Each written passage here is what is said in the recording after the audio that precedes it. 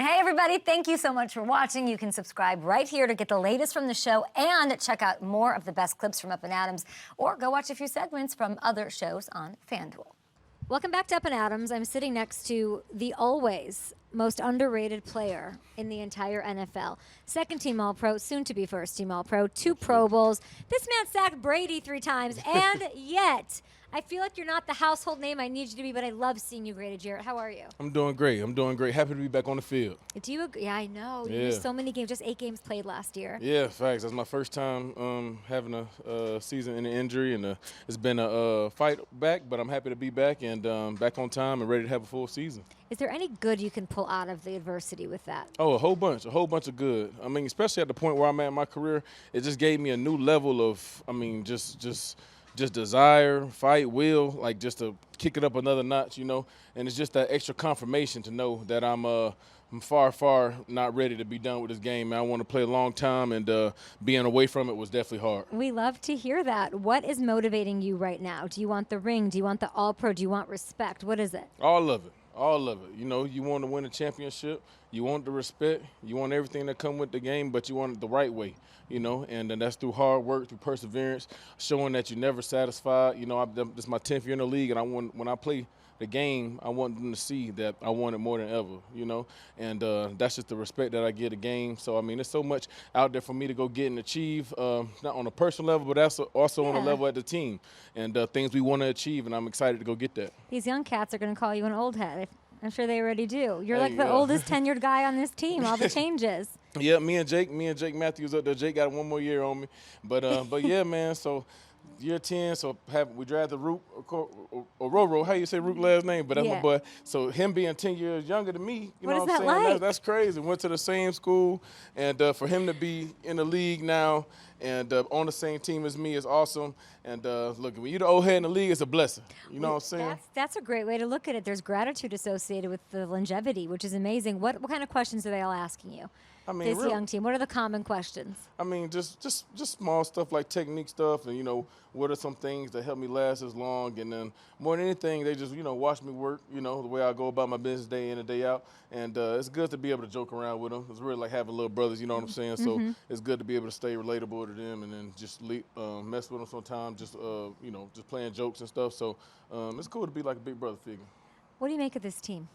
Oh, man, I'm super excited. I mean, on the offense side of the ball, defense side of the ball, I mean, we're setting the league on fire right now. You know, it don't matter unless we go out here and translate it to some wins, but I'm super excited. I mean, it's one of the most stacked rosters I've been a part of, and it just makes you want to go even harder. Do you think this is the best team you've been on?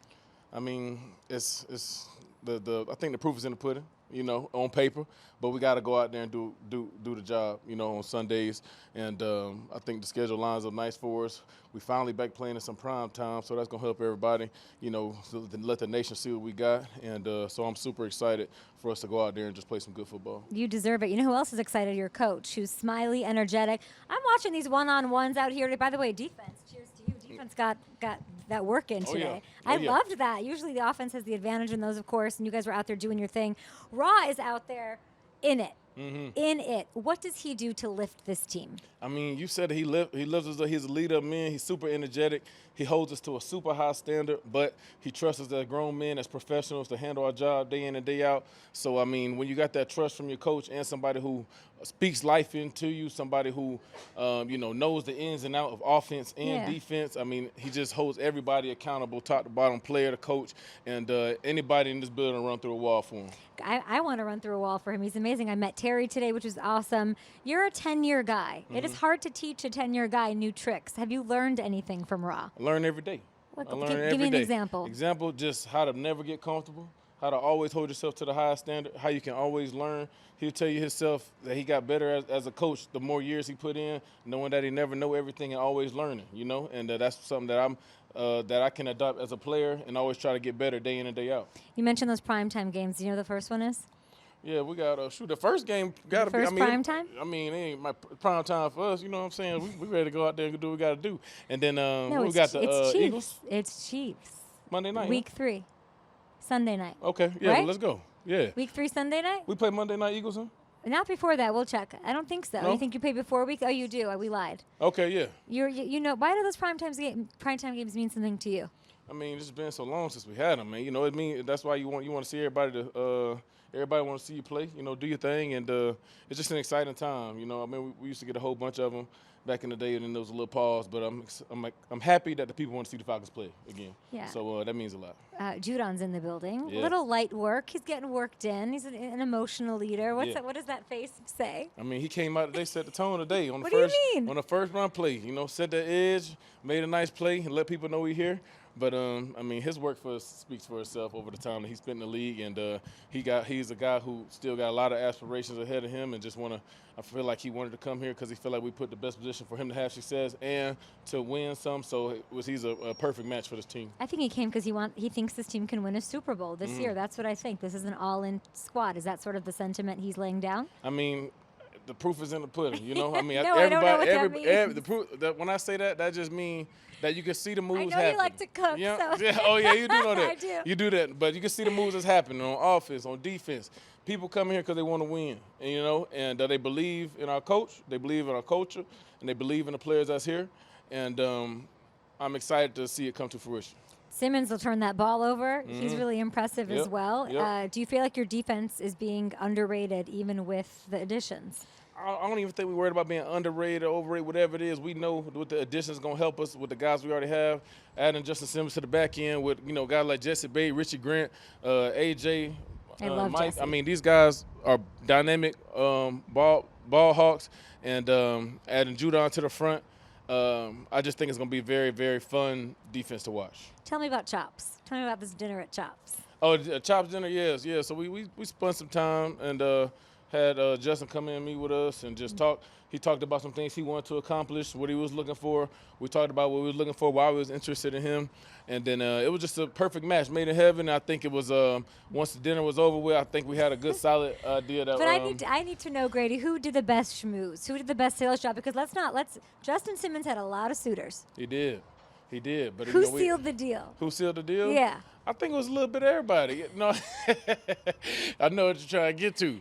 No, just not at all. I just really who want sealed to the know. deal? I don't know. You got to ask Justin because we all had a different pitch, you know. Because if he get to play with Jesse Bates, one of the top safeties in the league, that could attract him. You know, playing with AJ on the outside, that can attract him. Playing with me, being able to rush the passer, and we added Judon, that could attract. Then, you know, Coach Rod and Terry, they saw the things, the vision they had for him adding it. So, I mean, I just think it was it was just, he knew that we wanted him here bad, and I think that meant a lot to him, you know? Yeah. And it wasn't us just checking off box. It was important to us to make him feel important, to come, that we wanted him to be a part of his team, and it wasn't just, you could come here if you want, we're going to be good, we got you. It was like, we want you here, and you always want to go to a place where you want it. Ra is not letting me see these quarterbacks. He's not telling me shit. He's not letting me see him in the preseason. He's putting bubble wrap around him. He doesn't want us to see. Tell me, out of each quarterback, they're the thing that's impressed you most. You've watched Kirk do his thing for years. You get Penix up close and personal. One thing that has impressed Grady Jarrett about each. I think from Kirk Cousins is the amount of success that he had in this league. A guy who's super self-critical of himself and just gets better every year, man. To see him come off an injury like myself and do what he got to do, lead and command his offense in a new city, knew everything in like it's day and night. You know what I'm saying? So he hold all the guys to a high standard. His leadership and his skill, I mean, is why he's been one of the better quarterbacks in this league for so long. And with Michael, I think just the natural raw ability that he has when the ball come out his hand is something special, you know. And I think that's why we took the chance on it to even bring him in when we got a guy like Kirk Cousins. So I mean, when you got two good quarterbacks, man, you can't get much better than that. So I'm super excited for both these guys. But we thinking about it right now, and I'm super excited for Kirk to go out here and lead this offense, lead this team.